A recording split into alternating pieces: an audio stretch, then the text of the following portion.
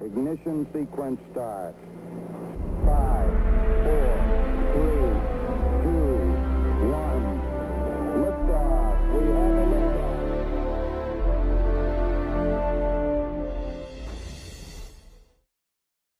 Good morning, ladies and gentlemen, and welcome to the Schriever Spacepower series. I'm Charles Galbraith, Senior Resident Fellow for Space Studies at the Mitchell Institute's Spacepower Advantage Center of Excellence.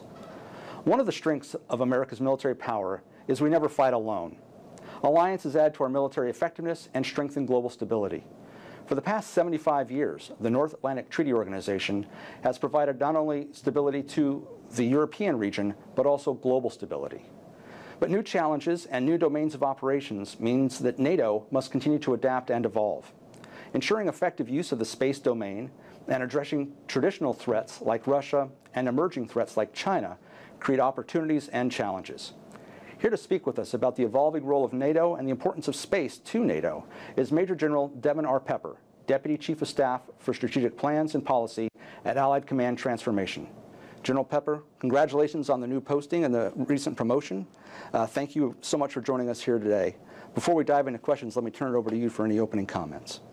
Yeah, so certainly when you sent me the invite, I was certainly just thrilled to be here to talk to you because, as you know, space is very important, very relevant to NATO. And certainly being the first Space Force General Officer assigned to NATO, it is really, and the position that I am is really looking at the future and how we integrate space and cyber into our operations. So this is really key. And it's a good topic to be here to discuss. And I'm really looking forward to our conversation. So great, thank you. So NATO has recently, in fact, 2019, established space as the 5th operational domain, and NATO ACT has established its own space branch. So these are big milestones for the development of space capabilities within NATO. Can you help explain for our audience what your role is relative to those sorts of milestones? Sure. So again, I am the Deputy Chief of Staff for Strategic Plans and Policy, and the space branch. Unfortunately, well, it's I would love for them to work for me, but they don't. Okay. They actually work for another Deputy Chief of Staff for our Capability Development Directorate, which is run by Vice Admiral Hughes. However, I will tell you that we have a very, very close working relationship. In fact, we just gave a briefing to our new SACT, our new commander, over the space branch, and one thing that was that we made very clear to him is that even though the space branch, which is run by a French colonel, falls underneath capability development, they still really work closely with me and everything that we're doing, and it's called SPP, Strategic Plans and Policy. So certainly, I think it's a pivotal role right now since we have a space branch that stood up, and I just so happen to be there working just one floor down from them. Well, why not leverage the expertise where it resides, exactly. Right? So that's excellent. So building on that, you just came from a position at Space Operations Commander, SPOC. Right. So what sort of lessons or key takeaways are you bringing from that role into this new role at ACT that's going to help out NATO? Yeah, so I think the key, and this was something that I mentioned at my promotion ceremony, so thank you for that, because we had some of our allies there. And certainly when it comes to the space domain, we cannot perform our operations or the protect and defend mission of the domain without our allies. I mean, for example, as you know, when I was the group commander for the 21st Operations Group, I had Canadians working directly for me. I have Canadians operating our radars, our ground-based radars. We operate a radar that in Australia that the Australians operate for us. When I was the commander of Buckley, certainly on my ops floor, I have Australians, Canadians, and UK officers in my operations force. Right. Of course, the UK operate Fylingdale, so there's always a sense that we can't do this mission set without our allies. So that is what I bring to NATO and saying that from our 32 nations, we need every nation as you develop space capability to make those capabilities available to our allies and to NATO in general.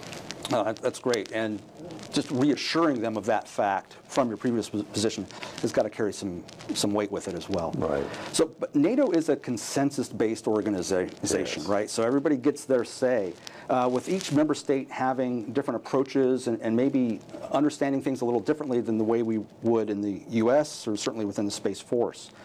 So what are your initial impressions of how NATO nations, those 32 nations, are interpreting or understanding the role of space and the challenges that we're facing in space operations? Yeah, I think because of the fact that we have yet to have an opportunity to talk to all 32 nations, I look at what we are saying from a headquarters perspective. And from a headquarters NATO perspective, we're saying that NATO cannot perform its operations without space. And I think that was why we declared it to be an operational domain back in 2019. So certainly from our allies' perspective, space is important. Now the key is going to be, where do we go from here? What space capabilities do each of the nations have that NATO can leverage? Because right now the U.S.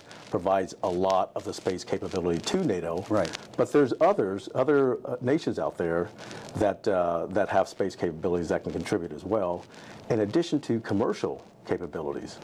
So again, I think from a headquarters perspective, from NATO in general, we're saying space is a relevant domain. We have to learn how to operate in this domain. And just as an anecdote, there's a concept that ACT was directed to produce, which is called our multi-domain operations concept. That concept was signed out recently by our Chief of Staff at ACT. It was recently signed off by the Chief of Staff at Allied Command Operations, so again, at SHAPE headquarters. And we have stood up a BIAC working group, so that's a working group between ACT and ACO, so that way we can collaborate on how we implement multi-domain operations, which space is a critical part of that. So I think all of us have realized the importance of space from a headquarters perspective. Now the key is, how do we leverage all of the nation's capability, and then where do we direct them to provide investments to? Now that's excellent. And I do want to dive into cross-domain operations a little bit later. Okay. But knowing that each of those nations brings a different level of space capability, and it looks like our mics aren't working properly here. Can you elaborate a little bit further on how you ensure that you're getting the most out of all of those nations in terms of the space capabilities that are needed for operations and exercises? Yeah. So Charles, you bring up the question of the day, question du jour, right? So how do we leverage all of our nation's space capabilities? So, and again, I don't want to belabor this point, but ACT and SPP in particular, my director is responsible for what's called the NATO defense planning process.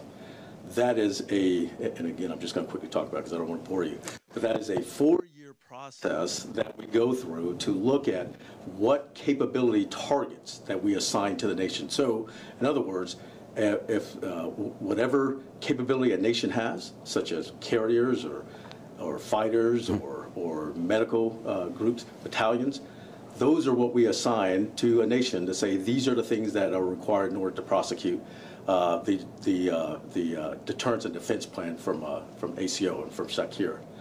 In that, we assign these targets for capability. And right now, in the NDPP, we only have qualitative requirements that we are assigning to the nation. So please deliver us EMS capability or SATCOM or ISR. We have not gotten to the point where we have assigned quantitative targets to the nation. So in other words, until we know exactly what a nation has that they can offer, we can't task them to provide it yet. So we're working through that right now. So as part of that process, you ask for a qualitative delivery of capability. They provide that in maybe an exercise or say, here's what we can bring to the table. And you want them to do that in advance of, a war, right, or a conflict, so that you know exactly who's providing what and to what degree. Is that fair? That's exactly right. That's fair. So right now, again, I'll just look at it from a U.S. perspective, right? So certainly NATO relies upon all of our military SATCOM capability and our ISR capability. Those are things that we contribute to right now, today, from an exercise perspective. But there may be some other capability that another nation has that we are unaware of, that we have not directed them to provide that capability to NATO. So right now, and this is where this is kind of a new process for us, right? So certainly as we start learning, and there's an effort right now from the headquarters to survey all 32 nations to tell us exactly what space capability you have. That way we can assign targets to you, and we can direct you to provide that capability to NATO. Excellent. But right now, the U.S., because we're a known entity, right, we provide shared early warning. Right. We provide SATCOM and ISR, GPS. All of these capabilities we know that NATO can leverage today in an exercise or in a potential conflict. Yeah, so it's going to be an iterative process for sure. Yes, yeah, yes. yeah. So not only do all of those countries have different levels of capability, but in many cases they might have different perspectives or different interpretations on events. For example, we have a definite opinion about the possibility of Russia fielding a nuclear ASAT, right? But that might differ depending upon the nation within NATO that you're working with. And so what has stood out to you in your short few months that you've been with NATO of the impressions that the different states have in terms of interpreting space events or the relative importance of space? Yeah, so and again, I think we're at the beginning stages of this. In fact, this week there's an exercise that's going to, well, it's really a thought scenarios. Okay. We're going to take the military committee through a couple of examples and vignettes on where space is relevant and appropriate. I'll give you an example. We in the NDPP we have asked nations to provide offensive space capability, right? So certainly that is really, but in order to leverage that capability, you have to get consensus from all 30 nations. Right. Well, we haven't war game on how you get to consensus, right? In fact, we haven't war game really how we get to consensus for a lot of our capability, but that's something that we are doing the work right now with our multi-domain operations to really get the nations to think through, hey, here's a capability, but in order to use it, it requires the approval of all 32 nations and consensus. So we really have to start exercising that process. Okay, no, excellent. So we know that there's a huge focus in NATO on the primary threat of Russia. And Right. NATO was largely established because of the Soviet Union and persists because of the threat that Russia poses to Europe. But we're also seeing, especially in space, that global effects can be achieved anywhere on the planet, right? Right. So a threat that China might pose could impact NATO operations. And in fact, we're seeing China continue its cooperation with Russia militarily on every front. Right. So knowing that China now potentially poses a threat to NATO, how are your colleagues at ACT evaluating or looking at China's growing capacity to impact NATO operations? Yeah, so let me do two things. So first of all, I think to your first point about Russia, we understand that Russia is still an existential threat to the alliance. We know that Russia, on a daily basis, is really trying to influence all of the Western nations of NATO. So there are things that we need to do today to prevent that from happening, right? Right. So we look at the Russian influence in our elections, the U.S. elections, and certainly they've had an influence in other nations' elections. So we know that with the war in Ukraine going on right now, that Russia is really at the doorsteps of NATO, right? So we have to be able to be ready for that fight if it comes. Now, the pivot to China, well, let me be careful with my words because those are U.S. terms when we say pivot to China. Right. And I want to read a quick statement here because there's agreed upon language that came out of the Washington summit on NATO's stance as it pertains to the PRC and to China. And I want to be very clear because that definition and what the nations agreed upon is very clear. And it's a little bit different from a U.S. perspective, so I want to be careful with the words. So, Great. And I'll just read it here. The People's Republic of China's stated ambitions and coercive policies challenge our interests, security, and values. The PRC employs a broad range of political, economic, and military tools to increase its global footprint and project power while maintaining opaque about its strategy, intentions, and military buildup.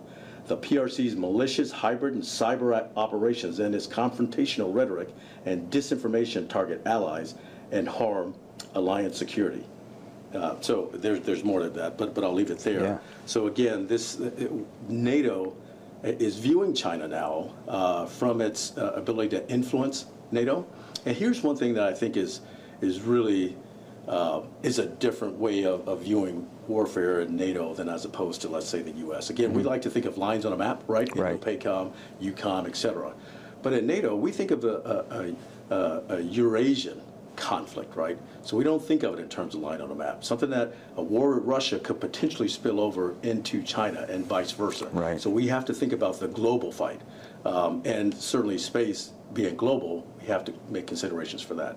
So therefore, now I'll just give you one example. We have, in ACT, we've been charged with developing a Sino-Russian study to look at the close relationship between Russia and China and where that relationship could potentially go into the future. And I think we have seen in recent months the strengthening of that relationship to the point where there are some who say they are actually in an alliance. Right. There's some who say, well, it's not an alliance as defined by NATO, as NATO defines a mutually cooperative, mutual security alignment, but it's an alliance nonetheless.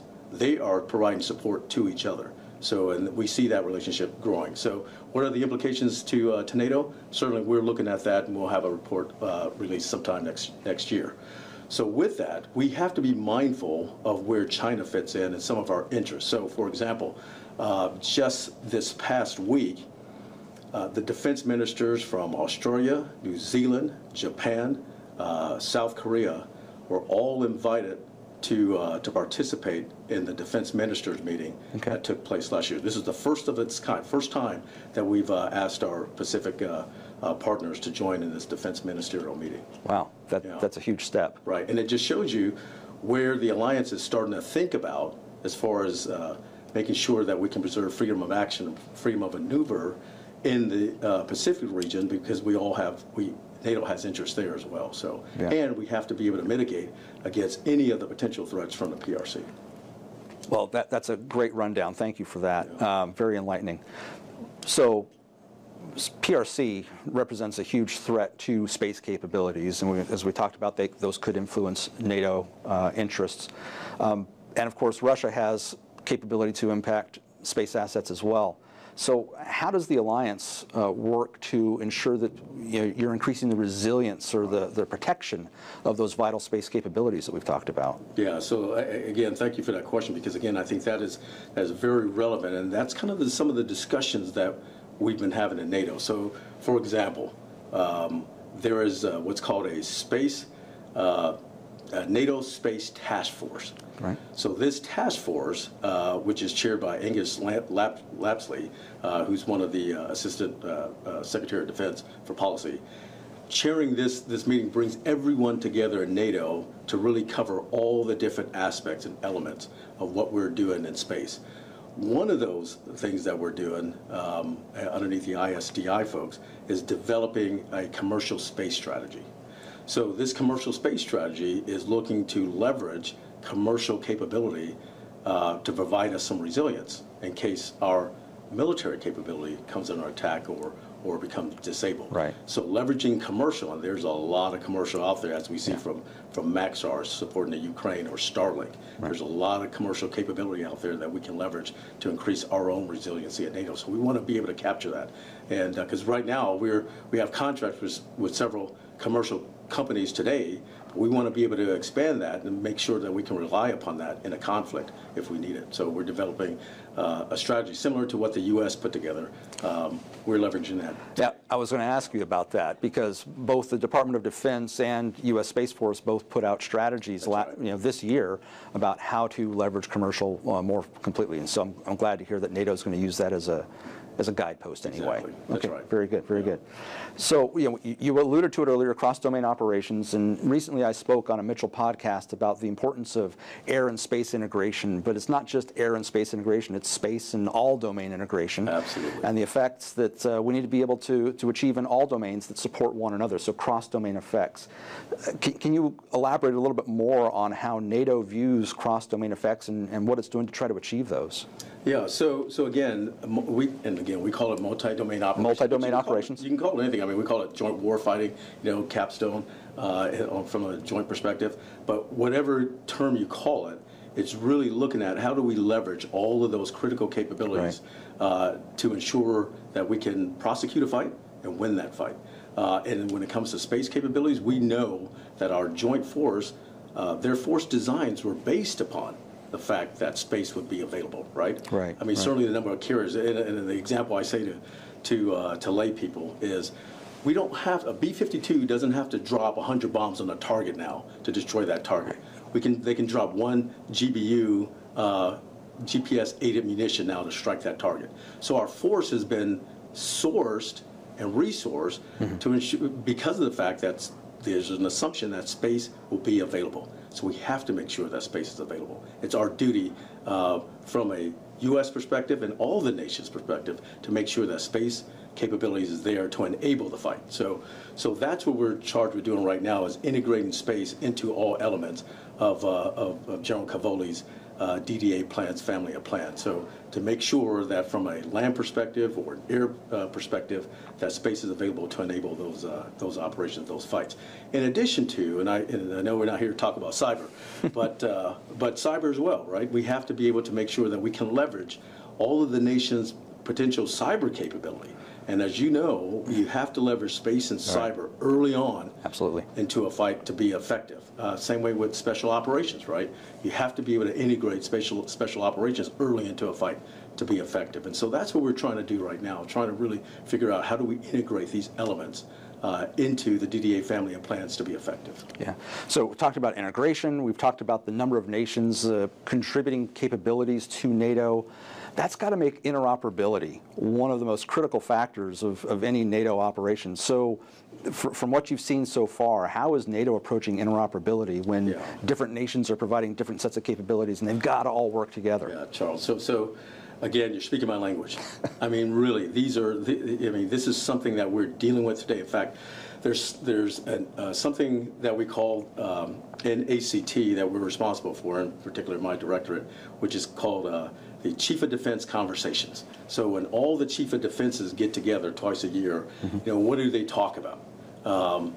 This year, the theme that we put on the table is to discuss interoperability, to get all the Chiefs of Defense to talk through, because that's been one of our areas where we have not been as good as we need to be to make things in our NATO capability interoperable. So come this January, that's going to be the topic of conversation for all the Chiefs of Defense to talk about. And we're going to give a couple of vignettes on why this is important. Everyone knows it's important, but we're really going to talk through, there's a reason why we need every nation, when it comes to capability that you deliver to NATO, it has to be interoperable.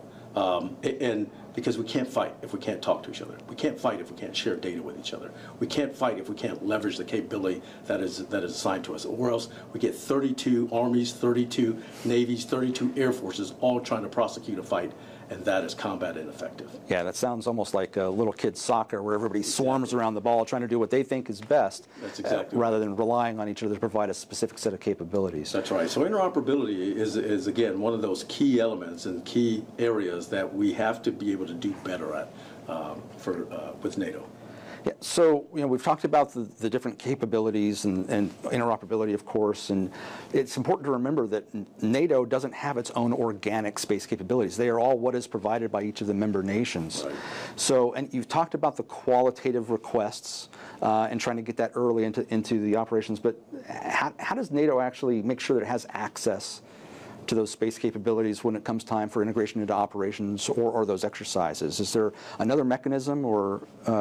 So again, that goes back to the point of the NDPP, right? Okay. The planning process, being able to task a nation to deliver those capabilities and make sure they're interoperable, right? Right. Make sure that we can leverage them. Even though, and I will say, policy right now is that NATO will not operate any systems, any constellations. And that's the policy right now, but that is not to say that will be the policy in the next 5-10 years.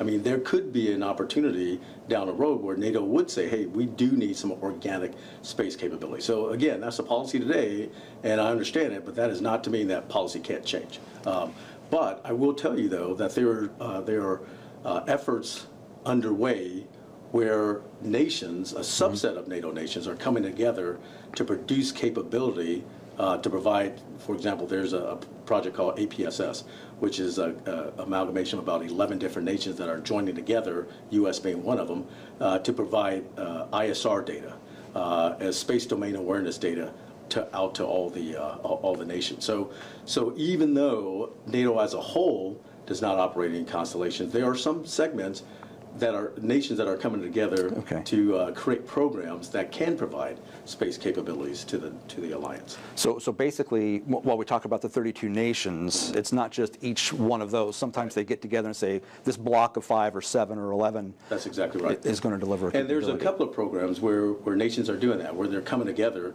to produce a space capability to provide to the alliance. Wow, that's very insightful. Thank you. So, in the United States and in the Space Force and Space Command, we look at Russia's invasion of Ukraine and talk about the importance of maintaining space superiority or air superiority, making sure that we can leverage those capabilities in order to prosecute the war effectively. And we've drawn lessons from our points of view about Russia's invasion and what the importance of space superiority or space advantage are. From what you remember at Spock and from what you're seeing now at NATO, what sort of different lessons are you seeing brought forward that you might not have considered in your previous role? Well, so I'll put it at a pretty high level. Sure. I think the entire alliance has realized that the way the Ukrainians have been prosecuting this war has implications across the alliance. For example, the technology that they're using to do missile defense and their protection against drones. That is using technology in a way that has never been done before. So just coming out of the Washington summit, NATO is now standing up underneath ACT, a joint lesson learned center in Poland that is specifically designed to look at those Ukrainian lesson learned that we can incorporate into the alliance. So I think fundamentally across the board, we realize that the way Ukraine is leveraging space capability, cyber capability, other technologies, acoustic capability, that they are using technology in a different way that has never been done before. And we need to be able to capture those lessons learned and integrate them into our own operational plans. So that's why we're standing up this lesson learned center in Poland. And right now, it is at the beginning stages. We're still trying to pick a commander for it. We're still trying to get some staff for it, but certainly that is one of the things that we have to accelerate and move faster, because we have to be able to capture those lessons learned and integrate them into our operations. But that is something that is across the headquarters that we realize that we have to be able to take advantage of and leverage. Yeah, excellent. And so there's probably at least two sides of that. One, how Ukraine has adapted or innovated, and what lessons we can learn from them, right. But also what lessons we can learn from the way Russia prosecuted their offensive, exactly. And how might we respond knowing what capabilities we have available to us. So there's another way to look at that. Is hopefully you guys are approaching it from... absolutely. And so that's, and I think that's what the lesson, the JTAC as we're calling it, the lesson learned facility is going to look at. Because again, we see the way Russia is fighting. And they're fighting a traditional ground-based approach, which isn't working, and they're just throwing bodies. Mm-hmm. They're soldiers, and they're dying on the battlefield. And certainly that is not the way we want to wage war. And the Ukrainians are showing us another way of being able to defend against that, against mass. And again, some of these are things that we need to understand. Yeah, absolutely. So we've covered a lot of topics from China to Russia, ACT, transformation, space effects, but you're in a new role basically, and so I've got to ask you, what are your priorities for this new role? What does success look like for you at the end of this assignment, where you can look back and say, that's what I accomplished and I'm proud of that effort? Yeah, that's a really good question, because in SPP, there's a lot of what's called lines of delivery that we're responsible for.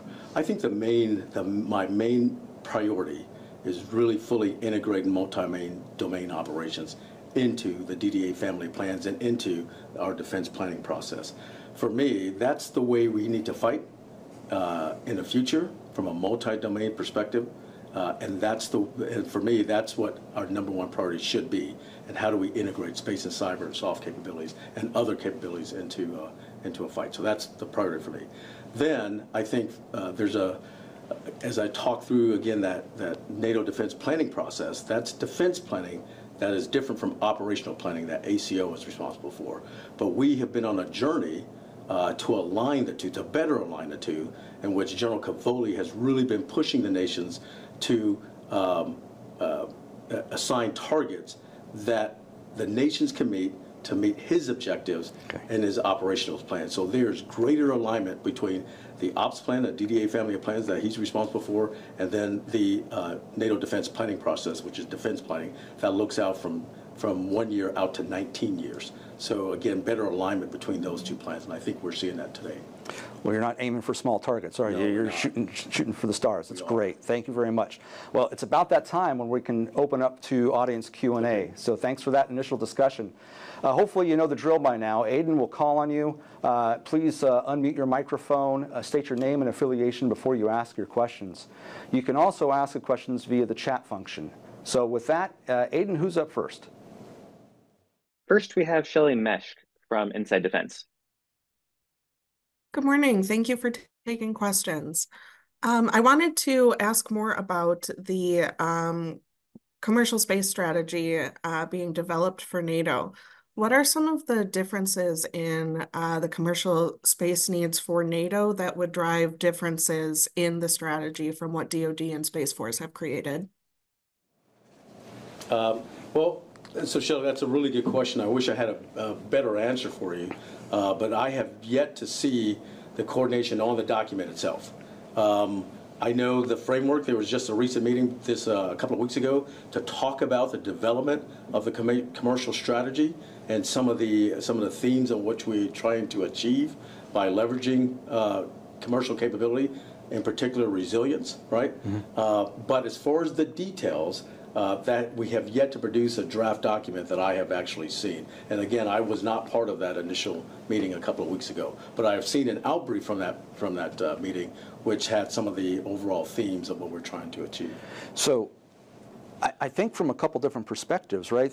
One, NATO is going to have a different set of requirements for the type of operations it expects versus what type of operations the United States might expect. Right. But then also, the commercial base that's available to NATO and all of the member nations versus the commercial base that the United States might typically go to, which might focus on U.S. companies only. Right. So maybe that creates some different opportunities, but I got to imagine that the capabilities that you're seeking in terms of communications or domain awareness, ISR, those are all probably still pretty standard. That's exactly right. So that's one of the things that came out. We need to be able to have that data and that information available in a fight, whether it comes from DoD or not, from the military or not. But if that gets shut down, we have got to be able to ensure that we can still prosecute a fight leveraging commercial capability. And again, not every nation in NATO is a spacefaring nation, have space capability. That's why we have asked all of our nations to please tell us what you have, and then what industries may be available in your particular country that has a capability that we can certainly leverage. So, excellent. Again, we're at the beginning stages of that, but certainly I think what I would suspect is that it probably would be very aligned or similarly aligned with the DoD commercial strategy that was produced. Great, thank you. Aiden, who's next? Next, we have a writing question from Frank Wolf of Defense Daily. He asks, what is the timeline for the 32 countries receiving their quantitative goals for their space contributions, e.g. SATCOM, ISR, et cetera? And what are some of the specific technology areas that allied nations are most likely to contribute towards and decrease their relative reliance on U.S. space technology as part of the NATO alliance?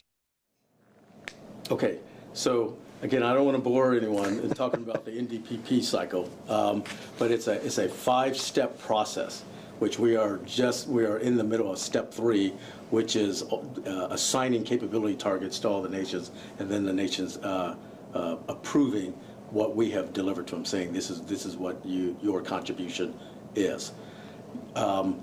The first thing we have to do is what I talked about. We have to know exactly what the nations have to provide, so we can again do a quantitative target direction to the nations. So that is something that is ongoing right now. In fact, our space branch and capability development sent out a survey to all the nations, which we are waiting for their feedback to come back, hopefully by the end of this month, to tell us exactly what it is they have.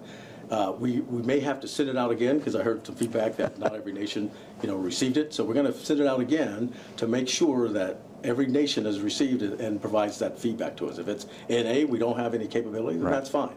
But we need to know what the nations have. Mm-hmm. So with that, now assigning those quantitative targets is in step 2.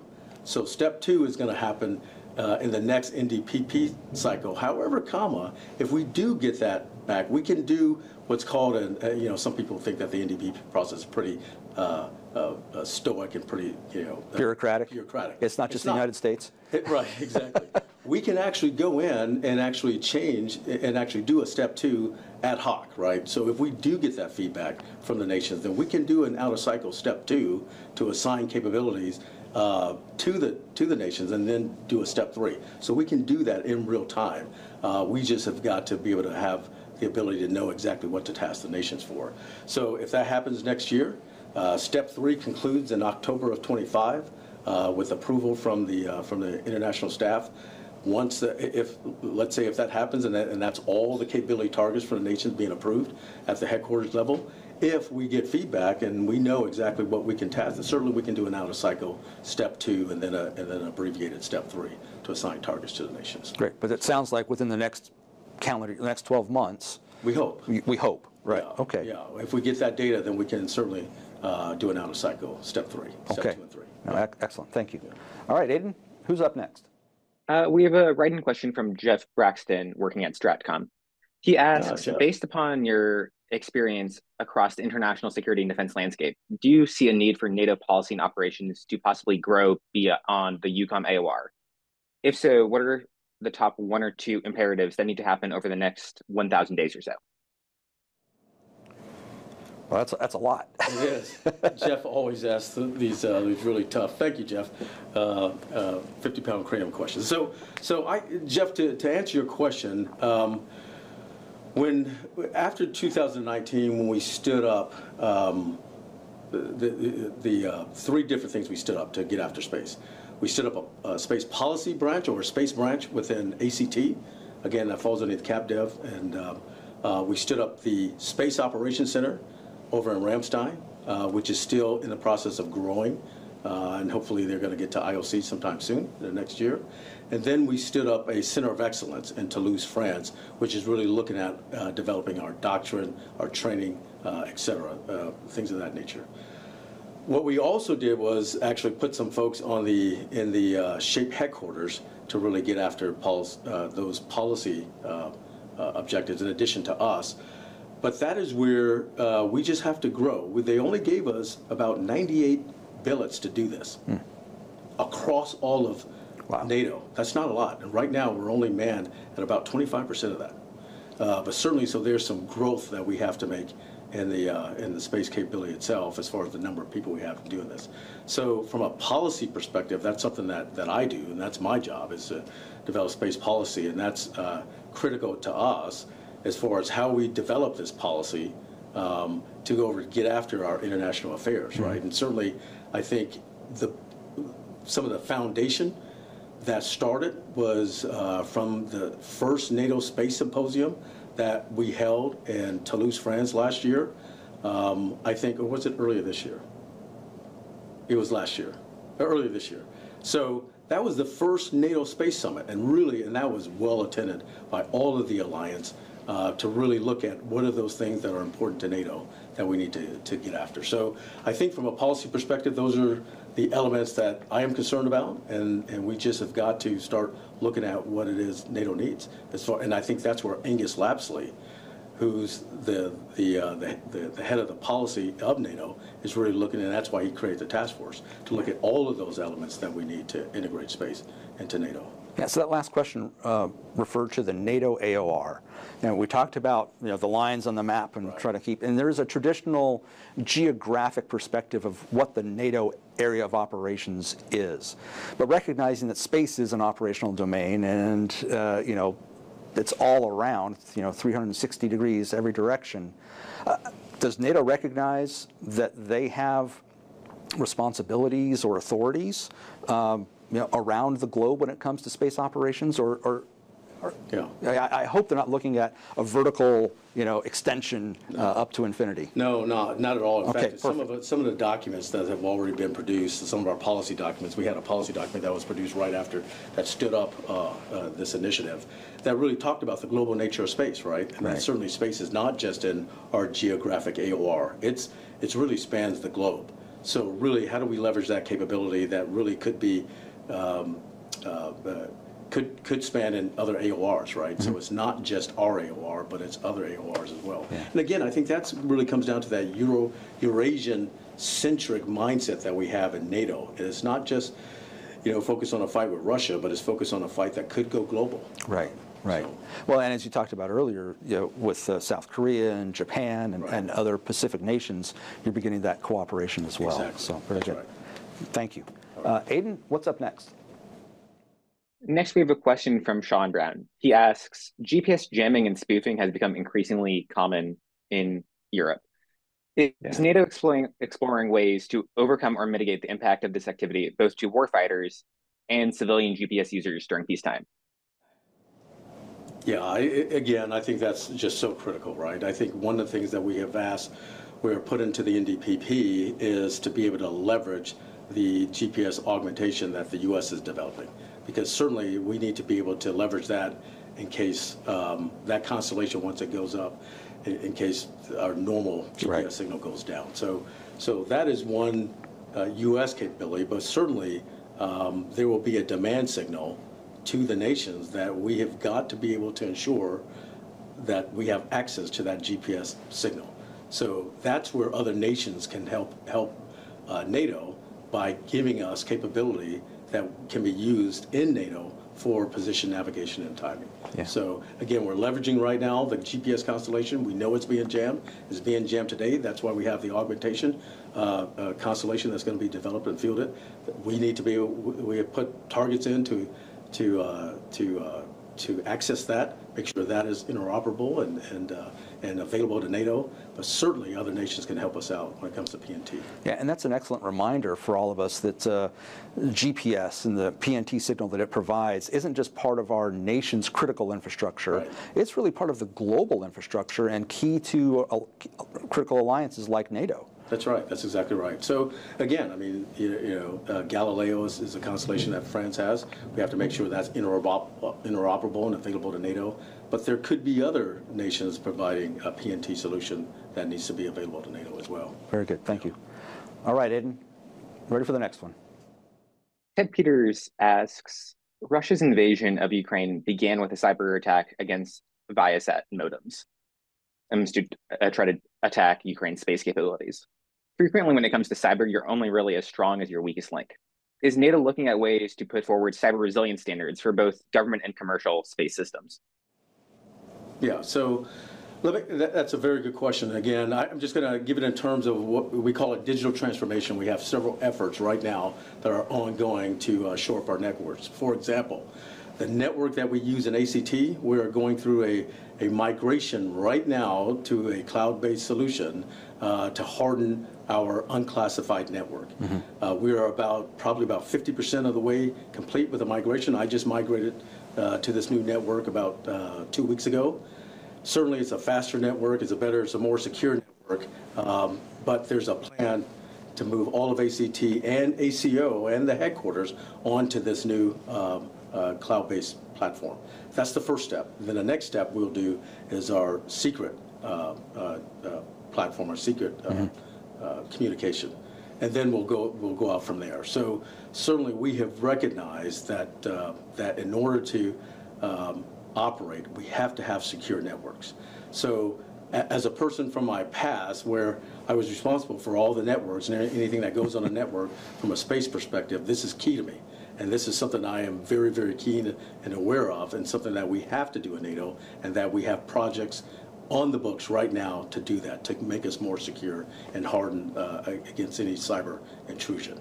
So is that, forgive me, for administrative networks, like we think of the NIPRNet in the United States, or the SIPRNet, is it that sort of networks, or is it also the warfighting cyber aspects of any weapon system? Right. So the weapon systems are the responsibility of the nations, right? Okay. So certainly, and that's one of the things that we have directed the nations to do in the NDPP, is to cyber harden your weapon systems, because we know that Russia and China are actively trying to get into our weapon systems. Putting on my previous hat as the Vice Commander of SPOC, we have mission defense teams or right. cyber operators who are actively every day looking at any cyber threats to our weapon systems. I dare say that's our solution, but certainly other nations need to have very similar solutions on how they defend their weapon systems, in addition to their business networks, right? And then, of course, any commercial capability from companies that are resident in their companies, they have to have cyber secure networks as well. So cybersecurity is something that is very, very critical in NATO, something that, again, we call it digital transformation, that we have projects and plans to get after those. In addition to directing the nations to harden their systems as well. Yeah. So that direction to the nations to harden their system, is that a qualitative harden your systems, or is it quantitative? It's qualitative right now in the NDPP, because, again, cyber is something that's very closely held within the nations. Sure. And so something that we have said in NATO that is their responsibility, and so we have just put in qualitative targets on how to defend their networks from potential attack. Okay, excellent. Thank you very much.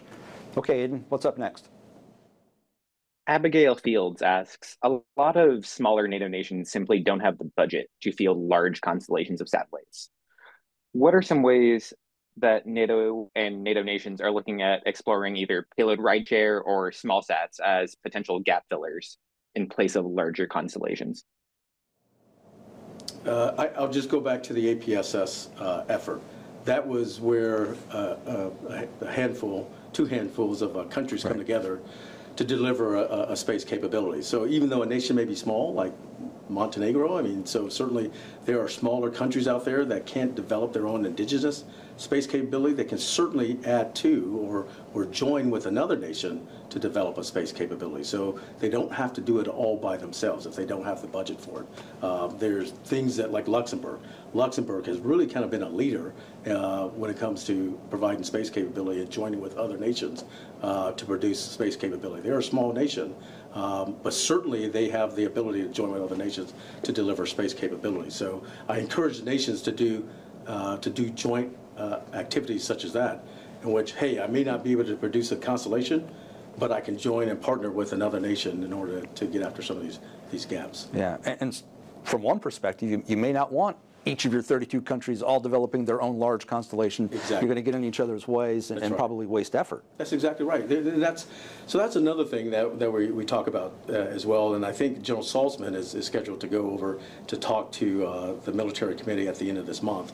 And I think that's one, and again, I don't want to foretell anything that he's going to say to the military committee, but again, that's one thing that we talk about, is making sure that there's no duplication amongst the nations. That's why we have to know exactly what the nations have, so we can leverage it and not have to create our own constellation. So we need to be able to eliminate any duplication of effort in the alliance, so that way we can just leverage what a nation currently is providing. We don't have to develop it ourselves. So awesome. Yeah. Thank you very much. Yeah.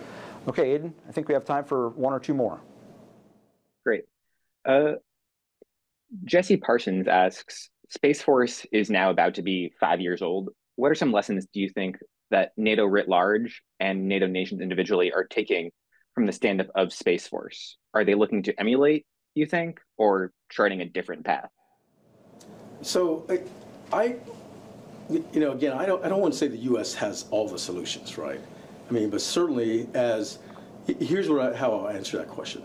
As the U.S. has realized that we have to pay focused attention on the space domain, and so we stood up a separate service to do that. Right. again, the U.S., and again, the Space Force is very small. We're only 8,000 military, a little over 8,000 military. So we're very small in terms of services. But though that 8,000 is still a lot bigger than some of the militaries of some of the NATO allies. So I would say they don't have to stand up their own separate Space Force, right? A lot of nations can't do that. But certainly what I appreciate about NATO is the level of importance that NATO has placed on the space domain by declaring it an operational domain in 2019. And certainly taking steps to integrate space capabilities into our operations, making sure that we have resiliency in our systems, making sure that we can partner with each other to develop capability. So the U.S. could be a model, but it doesn't have to be the model, right? But certainly I appreciate what NATO has done is putting the importance of space into the lexicon of NATO. And all the countries now know how important maintaining space superiority, as you mentioned, is important to the alliance. And we all are moving in that direction to ensure we can leverage space capabilities. So again, we're a big nation. Right. We can throw a lot of resources at it, but even the resources that we have in space is not enough in the Space Force. Sure. But certainly other nations can use this as a role model, but they can go their own separate way as well. But they have all acknowledged the importance of the space domain. And that's so critical. Aligning all of those different efforts from the nations, Right. at least in the same vein of the criticality of space, that's the huge first step. Exactly, and I think that's it. And that's what I appreciate about NATO. NATO has really taken a large step to really stress the importance of space. It came out, of course, as you know, in the Washington summit, again, that NATO is committed to space and will leverage space capability to the maximum extent possible. So NATO, in general, from all 32 nations, has stated unequivocally that we have to be able to protect and defend the space domain and make sure it's available to us. Very good, very good. All right, Aiden, who's our cleanup question? We have a question from Martin Salen. He asks, when it comes to duplication of effort for satellites, in some ways it's undesirable, but the other way is you want redundancy. How is Right. that spectrum being looked at as NATO's strategy in space is being developed? Yeah, so I think it goes back to just understanding what the nations have, excuse me, and seeing how we can leverage it. Like, for example, the APSS effort that I just talked about. They just, in fact, I think a couple of weeks ago, they actually received one of the first electro-optical products that was made available to the nations from that effort. So again, sometimes you can never have enough. You just want to make sure that you can deconflict from all the capability that's out there. Right. This is ISR data, and certainly if there's an opportunity to provide persistent surveillance over a particular area that's important to NATO, then have an ability to get that information as opposed to leveraging another nation who may have different priorities. Right. We may not be able to leverage a system due to that nation's priorities, but if we have a capability of tasking a system that can provide us with ISR data, then certainly we need as much of that as we can, right? So there's Right. never a shortage of ISR that you can have. So I think that's the key. How do you make sure that you are providing enough capability to where it's not duplicative, but it fills a gap that NATO needs, and make sure that there's still enough there to provide resilience in that particular mission set. And I think being conscious of the different efforts, right? So unconscious duplication can be wasteful, Exactly. but conscious duplication could add resilience Exactly. and increase mass. That's exactly right. All right. Well, with that, we've come to the end of this Schriever Spacepower series session with General Pepper. And General Pepper, thank you again for joining us today. It's always great chatting with you. And to all of you, ladies and gentlemen out there in our audience, thank you for joining us today. And I hope you have a great Spacepower kind of day.